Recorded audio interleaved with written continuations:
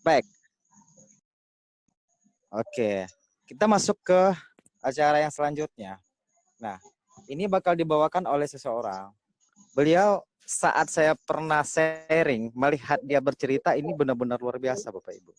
Beliau bilang, kalau dia join di BW Trade ini, saat itu bonusnya cuma 500 perak, dia bisa beli mobil katanya. Kalau di hari ini kita tidak bisa beli mobil, sebaiknya mati saja. Itu bahasa beliau.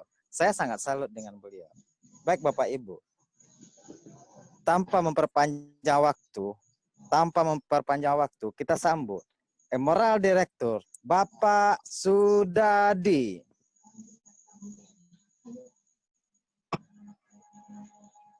Ya, selamat malam kawan-kawan. Semoga hari ini menjadi hari yang bahagia, hari yang memberikan perubahan kita ke depan. Selamat malam juga pada mentor saya, Bapak Yusuf Ritonga, kepada Bapak CO Mandala Utama, yang telah memberikan ruang bagi kita untuk sukses bersama di dalam BW Trade.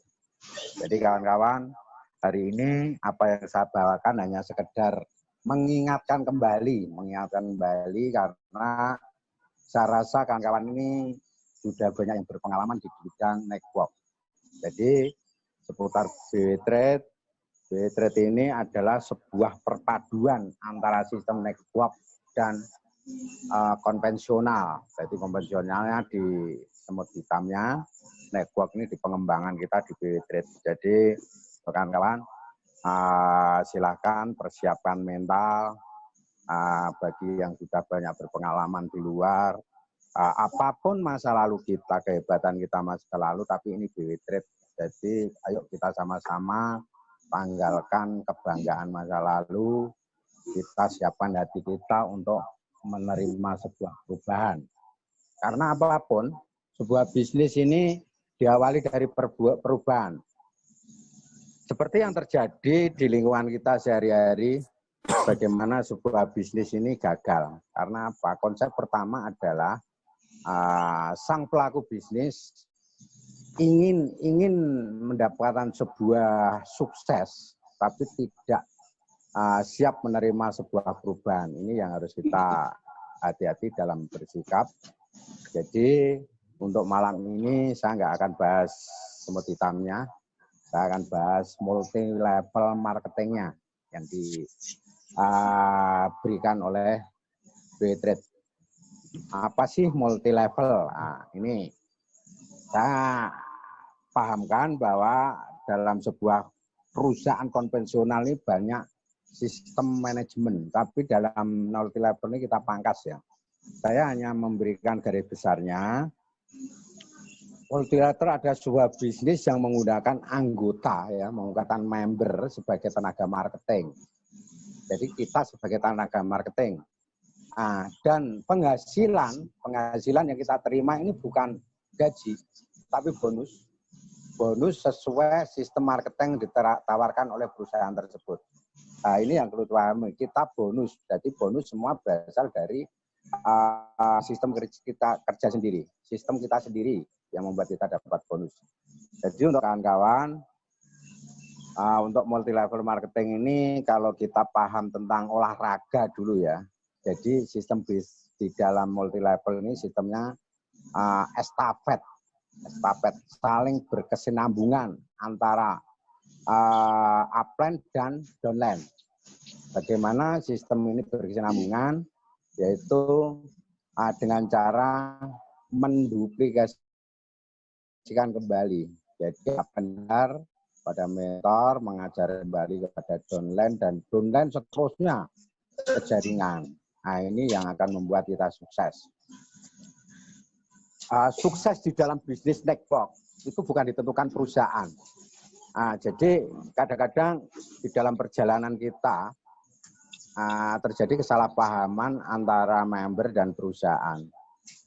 Banyak yang merasa hidupnya penuh masalah, dikira kegagalan itu terjadi karena ulah perusahaan dan manajemen. Ini salah.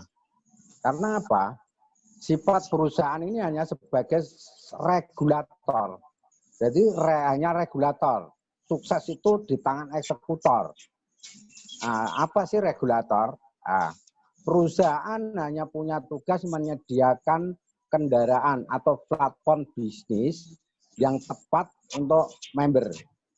Jadi perusahaan hanya menyediakan platformnya. Jadi sukses tidak ditentukan oleh perusahaan. Tergantung dari kita bagaimana menjalankan sistem yang ditawarkan dalam bisnis ini. Garis besarnya siapa aja member yang menjalankan sistem ini sesuai platform yang ditawarkan, ya saya pastikan sukses. Dan yang tidak mau kerjasama secara sistem ya gagal. Ini pasti terjadi di dalam bisnis jaringan. Yang kedua, tugas dari regulator adalah menyediakan administrasi, manajemen, yang nanti akan mengatur semua keuangan yang dari omset yang kita hasilkan. Ini di manajemen. Terus yang ketiga, sebagai regulator, perusahaan menciptakan sebuah sistem marketing. Di situ nanti akan ditentukan bagaimana cara pembagian bonus, bagaimana cara pembayaran, dan bagaimana cara pengembangan. Semua ada di marketing plan. Jadi sukses kita bukan dari perusahaan, tapi dari kita sebagai member adalah sebagai pelaku eksekutor. Apa yang harus dilakukan seorang eksekutor? Eksekutor ini punya kewajiban. Jadi tidak sekedar kita jadi member, tapi kita harus berprinsip sebagai eksekutor. Satu, eksekutor memiliki tugas sebagai pelaku eksekusi di lapangan, pelaku eksekusi. Dua, seorang eksekutor harus melakukan rekrutmen dan melakukan pembinaan kembali supaya duplikasi bisa berjalan dalam jaringan. Seorang eksekutor wajib bertanggung jawab melakukan pengembangan supaya bisnis ini bisa bertahan.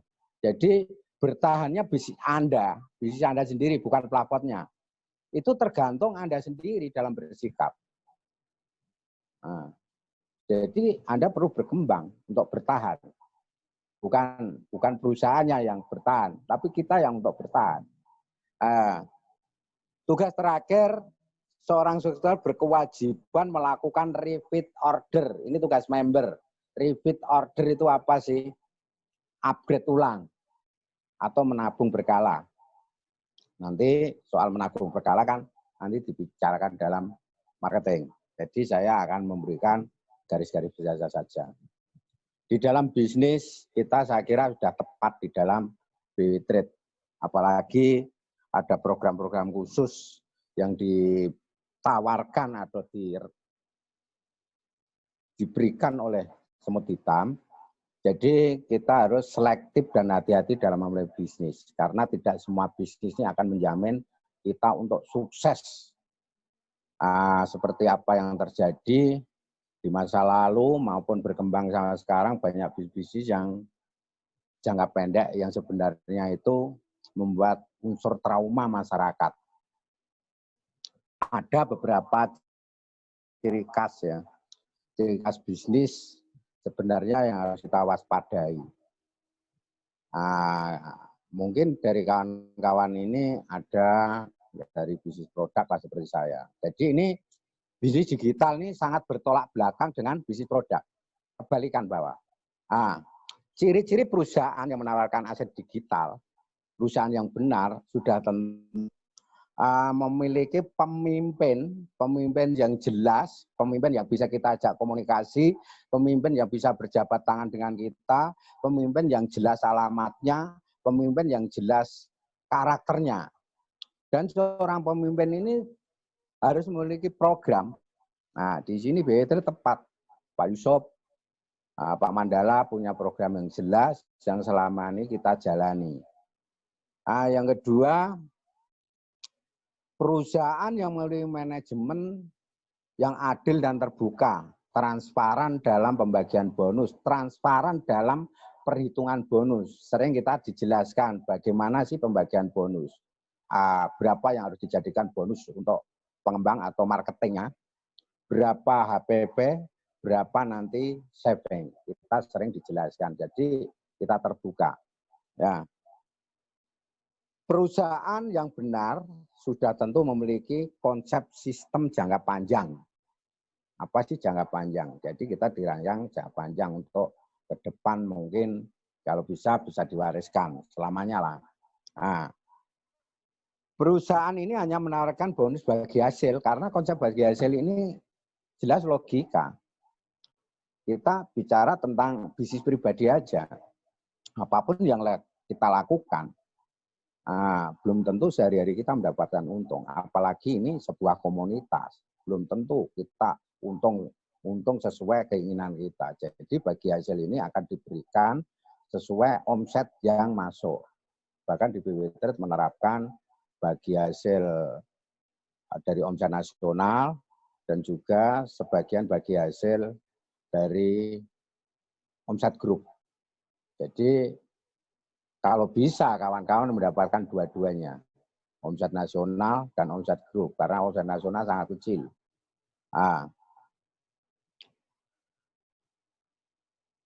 Perusahaan yang benar, yang benar menghindari pembagian bonus plat harian. Karena apa? Bonus plat ini saya yakinkan bahwa yang dibagi ini uang dari member baru. Jadi ada uang member baru masuk, dibagi ke atas. Habis. Jadi konsepnya kalau sudah tidak ada member baru ya scam.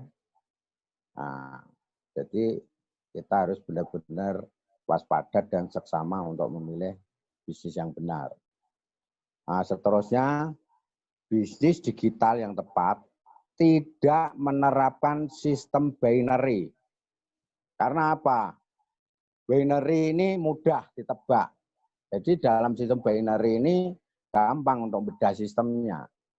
Tinggal berapa, misalnya bergabung dengan berapa, bonus sponsor berapa, bonus dan lain-lain, mungkin ada reward, kita hitung HPP berapa. Sisanya bagi pairing aja. Tinggal berapa kali bisa dibagi. Kalau terjadi 12 kali pairing, berarti bulan ke-13-nya sudah tentu mulai tekor. Itu terjadi satu orang, kalau ribuan orang, ya scam. Jadi bisnis binary ini mungkin bisa diperbaiki di dalam bisnis produk, tapi tidak akan pernah bisa diperbaiki di dalam bisnis digital. Ini sudah banyak faktanya. Ya. Jadi dalam perusahaan yang benar dan bertahan lama dalam jangka panjang pasti menghindari bonus plat dan bonus binary. Nah, perusahaan benar pasti memiliki sebuah support system yang diambil dari orang-orang yang sudah berpengalaman. Mempunyai perjalanan panjang dalam dunia network. Ini sudah pasti. Ini salah satu sebagian ciri-ciri perusahaan yang layak kita ikuti. Nah, begitu kawan-kawan. Jadi nanti lebih detailnya kita bahas kembali dengan upline masing-masing ya. Di dalam bisnis network, tidak sekedar kita bisnis, tapi dalam bisnis ini sebenarnya punya karakter. Bagaimana sih karakter dalam berbisnis? Nah, kita kalau dulu di BW Trade, saya lihat baru menjalankan 4 kunci sukses. Tapi akhir-akhir ini genep 5 kunci sukses yang dijalankan. Jadi sudah benar-benar terprogram dan genap. Ada 5 kunci sukses dalam bisnis jaringan yang dijalankan agar member bisa mencapai targetnya, yaitu sukses yang hakiki. Sukses yang hakiki itu apa sih? Sukses hakiki itu bukan berarti orang yang berbisnis lalu mendapatkan uang sesaat sebesar-besarnya. Tidak itu. Tapi sukses hakiki adalah sukses di mana kita bisa membantu kawan-kawan lain, terutama downline kita, untuk mendapatkan keberhasilan, kesuksesan. Secara otomatis kita nanti nyaman dalam segi penghasilan. Karena apa? Kawan-kawan kita berpenghasilan dalam jaringan, otomatis kita berpenghasilan juga. Buatlah jaringan menjadi pandai. Nah, ini salah satu kuncinya. Buatlah jaringan menjadi pandai dan berpenghasilan. Seperti tadi, Anda akan memiliki mesin uang yang selalu bergerak aktif sehingga keuangan Anda akan mengalir dengan sendirinya. Seperti tadi ya, apa Pablo sama Bruno yang disampaikan Mas Doni dan Mas Edu. Itu harus terjadi di antara kita supaya nanti kita tidak capek ya. Apa sih kunci sukses di dalam jaringan itu? Sebenarnya sudah kita jalani sehari-hari lah. Yang pertama, prospek. Prospek itu wajib, karena ini tugas pokok dari member. Penghasilan kita dari rekrutmen ya. Yang kedua, table talk. Ketiga, OPP. Kelima yang ini sudah saya jalankan di jaringan saya sendiri dulu, tapi akhir-akhir tak omongin tadi, akhir-akhir ini juga terjadi di dalam BW Trade, yaitu sharing member, home sharing. Dan kelimanya training. Ini wajib ya. Apa sih kenapa kita harus prospek? Kenapa kita harus melakukan promosi? Ini tugas pokok member tanpa terkecuali, mulai general sampai direktur. Semua berkewajiban untuk melakukan promosi, rekrutmen. Karena apa? Penghasilan member dari sini, kalau kita tidak mau melakukan ini secara otomatis, penghasilan kita kecil. Bahkan barangkali bisa terjadi kita nggak mendapatkan apa-apa. Jadi prospek ini tugas pokok dari member, sekaligus pengembangan ini untuk pertahanan perusahaan. Ya. Table talk dan OPP ini hanya sebagai sarana saja bagi kita untuk membantu pengembangan member supaya bisa berpenghasilan seperti kita. Ini tingkat closing ya, membantu upline closing dalam jaringan. Table talk ini bisa dilakukan seminggu 2 kali. Ini di jaringan kita 2 kali, Pak ya. Ya. Jaringan kita 2 kali dalam seminggu. Itu per grup, tidak per founder, tidak per di bawah manajer tertentu, tapi per grup. Jadi mau di jaringan saya kan ada grupnya Pak Abid, mecah grupnya Pak Slamet, mecah grupnya Bu Juari ini. Jadi masing-masing, bukan berkelompok. Nah, ini table talk dan OPP. Home sharing dan training ini sangat penting. Menurut saya sangat penting. Ini sarana pembinaan member untuk menduplikasikan kembali dan mengajarkan kembali ke jaringan. Jadi konsepnya kita supaya bisa mengajar. Perbedaan home sharing dan training ini ada. Kenapa home sharing? Dalam home sharing ini kita bisa melakukan per grup seminggu sekali. Per grup ya. Apa sih tujuannya? Pertama, di dalam sebuah bisnis itu belum tentu kita mulus ya. Pasti di dalam menjalankan bisnis ini kita harus siap mental kita harus siap untuk menghadapi kendala yang akan terjadi. Kendala yang selalu menghadang di depan kita. Seperti itu. Jadi dalam home sharing ini bisa kita pecahkan. Kita cari solusinya. Kita saling bisa tukar pikiran untuk menciptakan solusi. Seperti itu. Home sharing tempat belajar untuk presentasi. Jadi kawan-kawan bisa belajar seminggu sekali di acara home sharing. Presentasi, bagaimana nanti kita penyampaian materi, bagaimana nanti kita bisa closing, bagaimana nanti kita bisa menyampaikan promosi kepada orang lain. Semua bisa dirancang di dalam home sharing. Nah, kalau BW Trade sekarang sudah menciptakan home meeting. Sama sebenarnya. Cuma ini kan keseluruhan. Di dalam home sharing kita bisa belajar ilmu bisnis, sistem kita yang benar.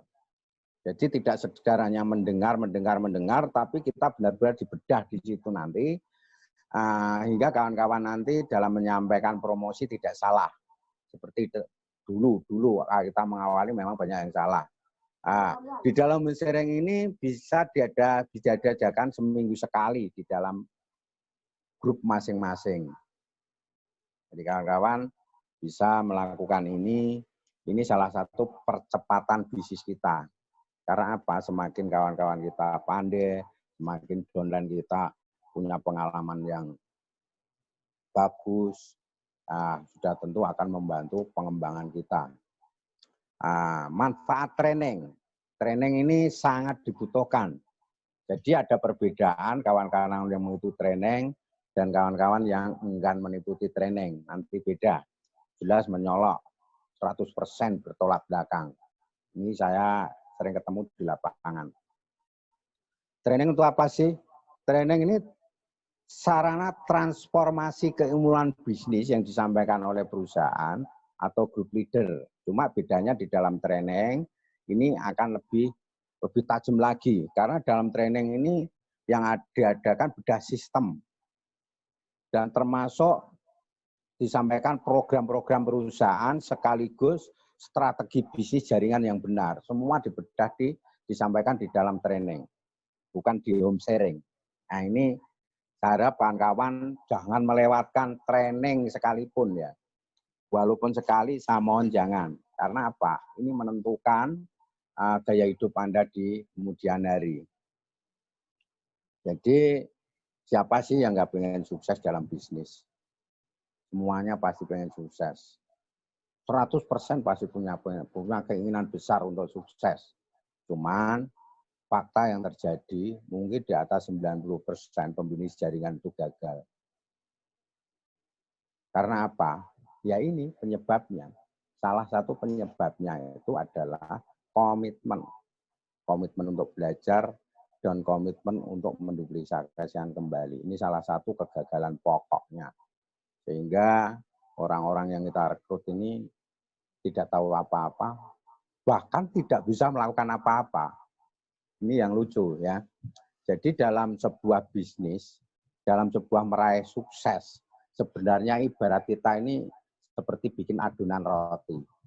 Ada komposisinya, ada campurannya, biar lezat, biar menggairahkan, biar menarik. Nah, itu ada sebenarnya.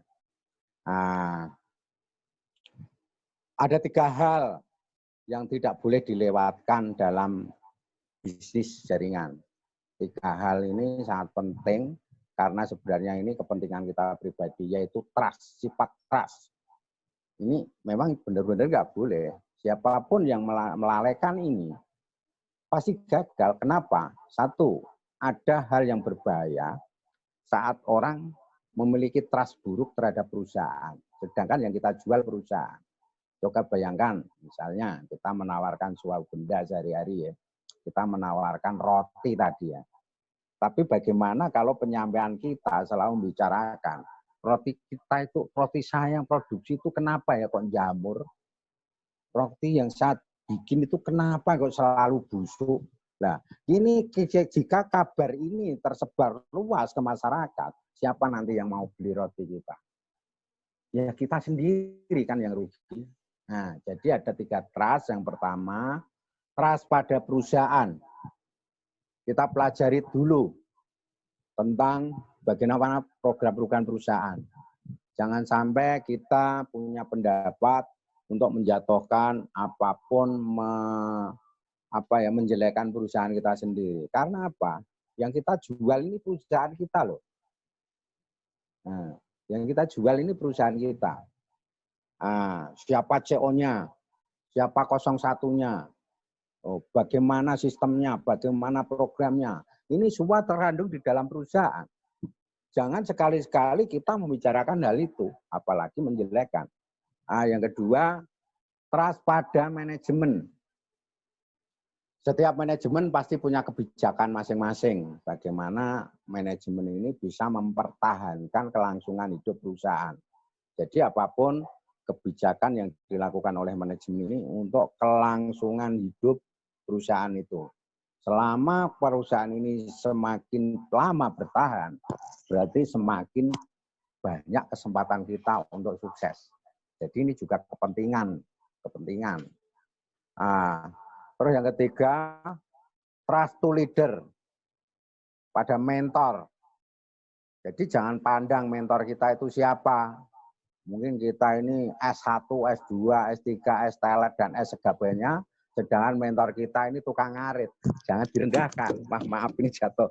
Jadi jangan sekali-kali direndahkan mentor kita. apapun alasannya, ini yang mendahului kita, yang mengenalkan bisnis ini. Nah, dia lebih dulu belajar. Jadi hal ini sangat penting. Jadi trust to leader, trust pada mentor. Ini penting. Jangan sekali-kali membicarakan nama baiknya mentor. Apalagi pada crossland. Nah, ini nggak boleh. Apalagi pada khalayak umum di warung kopi. Nah, misalnya Pak Dadi itu buruk, orangnya suka menipu misalnya.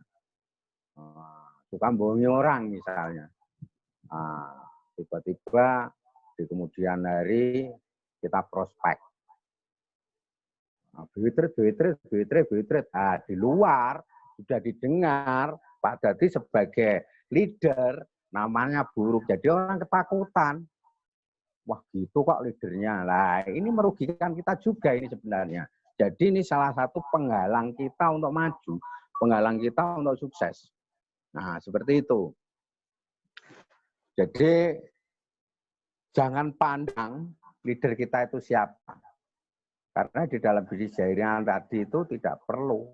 Formalitas itu tidak perlu. Apalagi pendidikan yang tinggi nggak perlu. Cukup 5% lah tentang skill itu. Skill kita di dalam bisnis jaringan. Dalam BWT cukuplah kita mengenali bagaimana sistemnya. Kita mengetahui bagaimana cara bikin referral. Bagaimana cara prospek yang benar. Kita bisa purchase, bisa WD, kan sudah cukup sebenarnya. Jadi itu. Cuma ada sebagian yang harus kita pertimbangkan. 90% sukses Anda itu di impian dan sikap. Apa perlu ya impian? Sangat. Sangat. Kalau kita berbisnis tidak punya impian, sama aja jong. Kita berjalan tidak tahu arah. Jadi impian ini sebagai arah tujuan. Arah tujuan bisnis Anda. Sebagai targetnya. Itu di impian.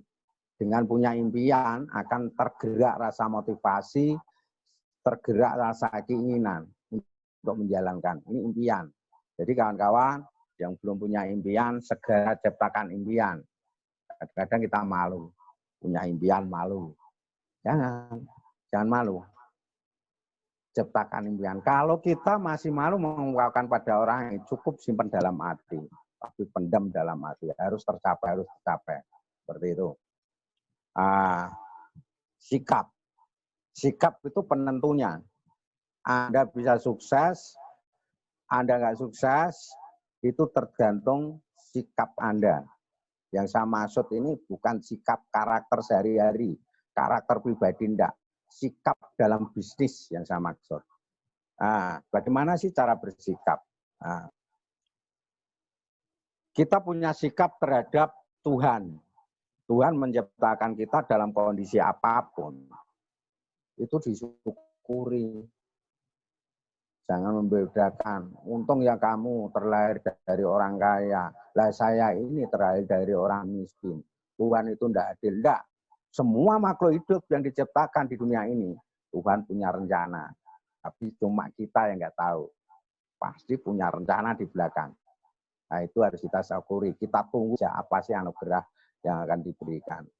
Yang kedua, kita terhadap keluarga. Ini yang menjadi gambaran sering nggak terima karena kondisi dia terlahir dari siapa. Ini sering saya dengar. Saya pun seperti itu. Saya bukan terlahir dari orang kaya. Kalau sejarahnya nanti bicara apa, Pak Yusuf pasti mengungkap nanti. Istana saya termegah sampai sekarang masih jadikan kandang kambing sekarang. Tapi nggak boleh rusak. Karena itu kenangan saya. Nah, nanti Pak Yusuf tahu itu. Pernah melihat. Bahkan melihat setiap hari. Itu yang membuat kita jadi punya motivasi. Jadi sikap terhadap keluarga, syukuri. Kita terlahir dari manapun, syukuri. Apapun kondisi orang tua kita, syukuri. Karena apa? Kita hidup dari beliau. Kita dibesarkan. Kita dirawat. Sehingga kita punya keluarga dan berkesinambungan untuk menghidupi keluarga. Jadi kita punya tanggung jawab terhadap kehidupan beliau dan keluarga kita di masa mendatang. Nah, jadi apa sih yang wajib kita lakukan? Sukses itu wajib.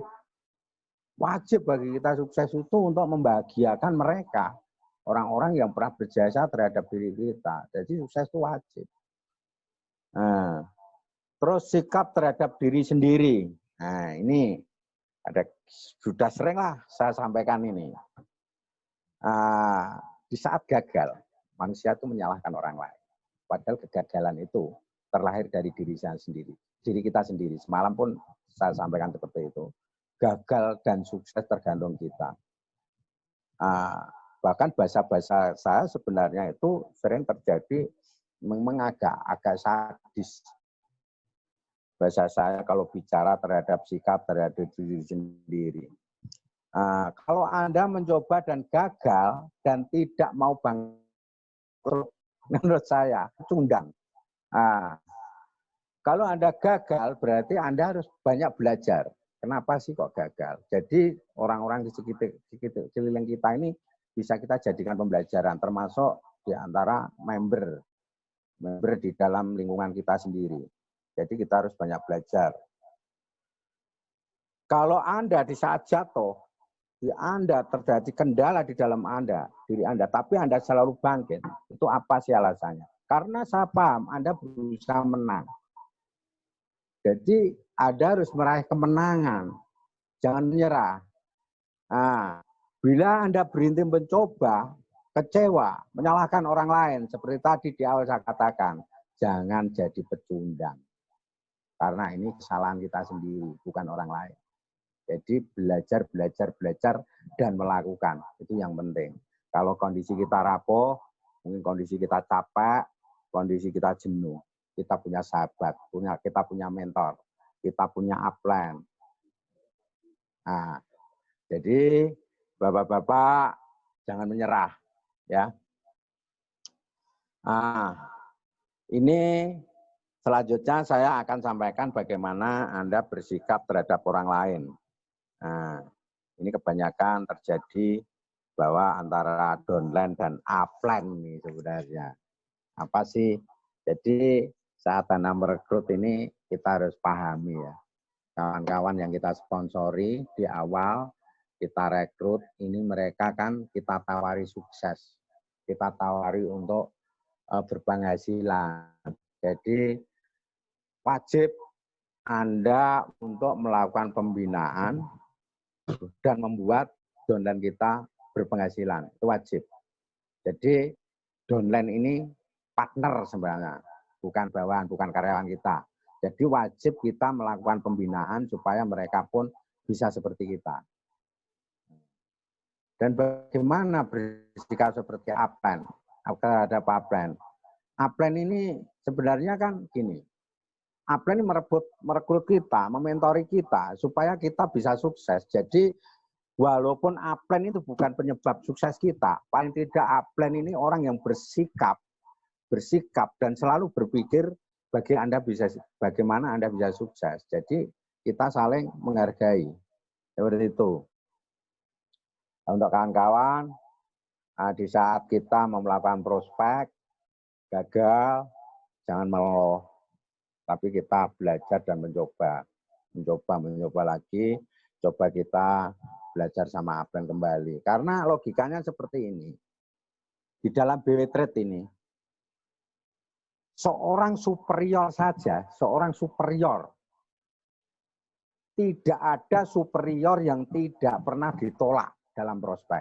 Pasti pernah mengalami penolakan. Itu superior. Apalagi direktur. Mungkin sudah 1000 kali ditolak. Tapi konsepnya, semakin banyak Anda ditolak, Anda semakin cepat sukses. Duh, bohong tuh Pak. Logikanya gimana? Gini, kalau Anda sering ditolak, berarti Anda sering prospek. Berarti 1000 kali prospek, mungkin 100 nolak lah. Itu wajar. Nah, semakin Anda ditolak, berarti Anda melakukan prospek terus. Kalau ditolak sekali, berarti ya memang prospek Anda cuma sekali. Nah, sering ditolak, berarti semakin banyak membernya. Karena apa? Berarti sudah banyak yang ada prospek. Seperti itu. Jadi kawan-kawan, di saat kita melemah, di saat kita mulai dalam kejenuhan, coba dicek kembali agar bapak-bapak ini bisa kembali semangat.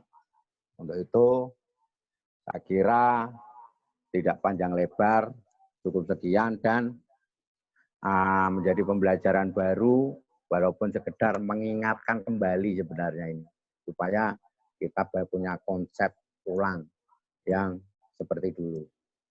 Terima kasih untuk rekan host yang sekarang jadi host, untuk waktu saya kembalikan. Terima kasih.